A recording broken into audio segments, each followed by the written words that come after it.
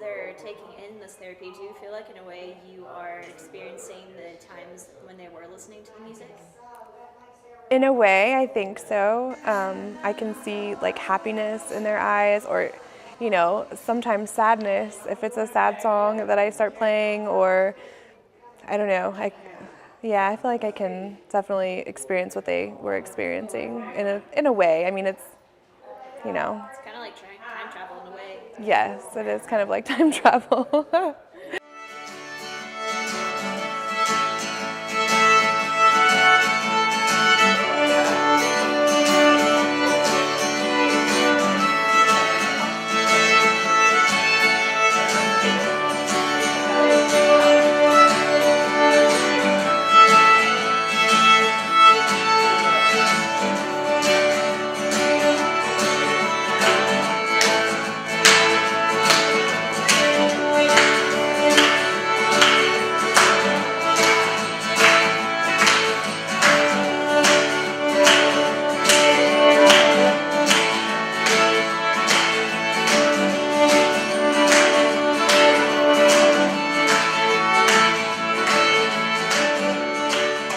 Do you sing that? Yeah. Sing it. No, I don't sing. You don't? Well, your sons do. Your sons sing beautiful. Thank you for having beautiful sons that sing. Thank you. You can't sing, Daddy sang bass. Daddy sang bass. Daddy sang bass. Daddy sang bass. Okay, I'll take your word for it. I was reading today about dementia, and it is like a disease, but every single person that has dementia or Alzheimer's is affected differently by the disease. I never really thought about it like that. The way that someone acts is, I don't know, it's just completely different than the way another person acts. And the severity or like the level of dementia that somebody has, like it's never going to be the same. I don't know, it's just really strange and interesting at the same time. Like, I don't know, it's interesting. It's a very weird and scary and crazy disease. Because it can come on really fast, or it can, progress really slowly. And I think that the music can help maybe, I don't know, it's not obviously stopping the progression, but it is keeping part of their brain working in a way that it doesn't forget things. Like the music part is not affected, and I think that's really important. Music is just really important. My trophies at last I lay down. I will cling to the old rugged cross and exchange it someday for a crown. Thank you. You are so good. The filter that you and I have, or just people in general have, I feel like it slowly just disappears from people as they get older. You just don't have the filter that you used to have, and so you'll just say like whatever's on your mind, and sometimes you shouldn't say whatever's on your mind, and they do that a lot. And it's not so much like mean, but it's just kind of like a little bit inappropriate. Like, why would you say that to me? Like, okay, it's great. I will say though that high school never really goes away. Like, there are cliques here, there are people that don't like other people, and you can tell it's very funny to see those attitudes and behaviors in people that are, in their 80s and 90s, I guess. It's just funny. Like, let's talk about Leon. He is the only male that we have back in memory care right now. And he was in World War II. I guess when people speak to him, they don't know that like he can hear. And so if you speak really loudly to him, he will like yell really loud back at you, like, I heard you.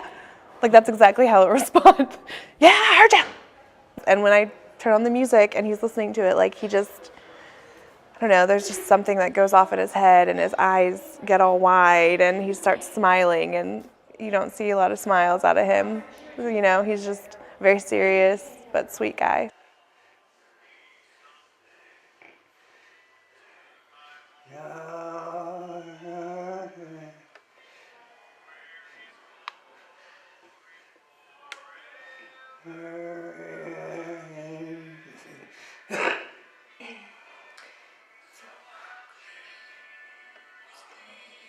The rugged cross.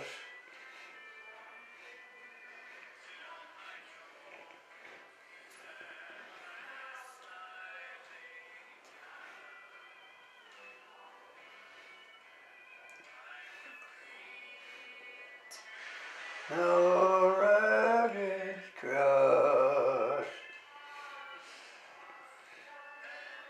Change someday.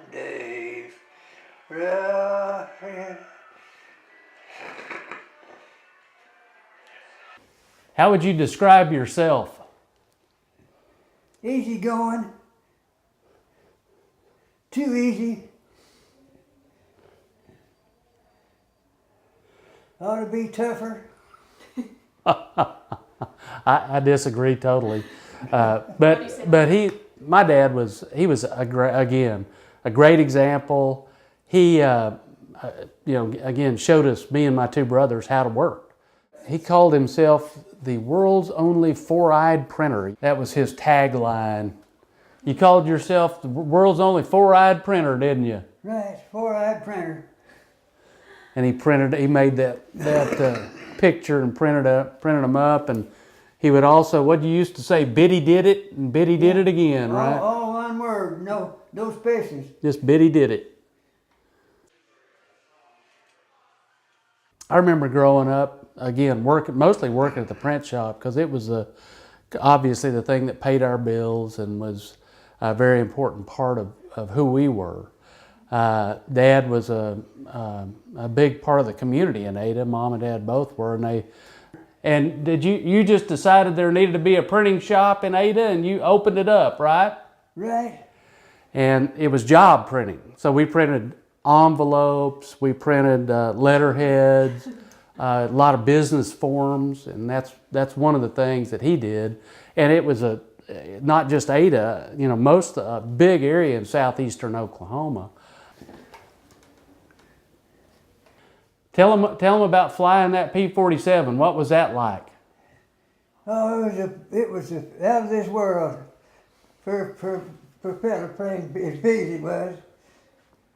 A single engine fighter. What's the name of your airplane? That's a P-47. What was the name of the airplane? Oh, I think it says Willie. yeah. Makes it That's the first one. I flew 2 or 3. But he had some wild and woolly stories about that. Didn't you tell me a story about coming back with a piece of a tree limb in your wing? No, but this happened. Nose coming down. There's about 240. All right, let's bring the nose up. Bring the nose up, nice and smooth. Bring it up, up, up, up. Now roll to the left. Roll to the left. And you can see Dad flying this P-51 all over North Texas. He flew for about half an hour. And the cool thing is the pilot, when he got out, he said, I've flown with a lot of these older guys like this, but I've never seen a guy like this who just stepped back in like he'd never been out of the cockpit. Wow. He was really impressed.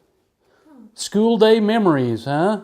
Yeah. Leon Biddy, class 4th grade at Francis Willard School. I don't know what that is. Did you go to Willard School in Hobart? Yeah. Is that right? I'll be darned. I did a survey about, describe music, different things, a wide range. What's your dad's favorite movie? What's your dad's favorite this, that? And part of it was, what is his favorite music?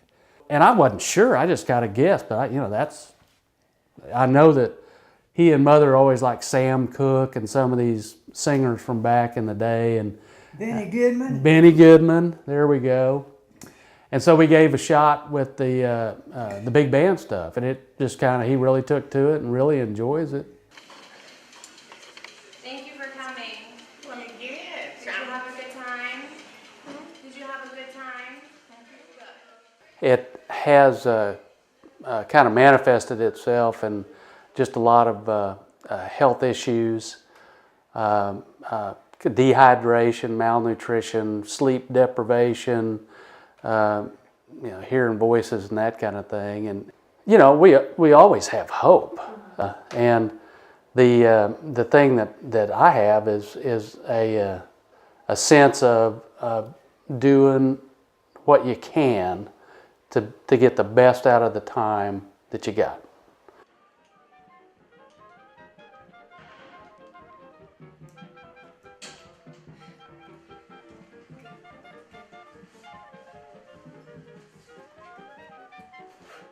I feel like it is incredibly important.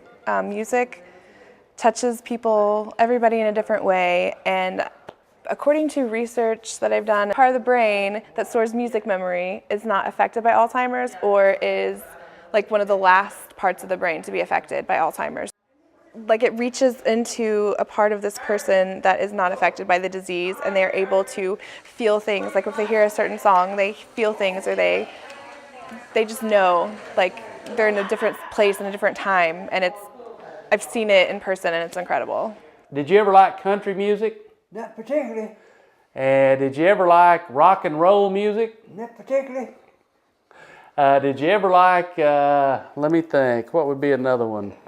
You like rap music, don't you? What? It is absolutely where I'm supposed to be. I feel like, I don't know, God puts you where you need to be, and I don't know. I feel like where I need to be, and I feel like I come to work and it's not work. Like, I look forward to coming here. I look forward to being around my residents. I genuinely care about their well-being, and I genuinely love every single person that I work with. Like, it's like home. It's a second home for me, basically.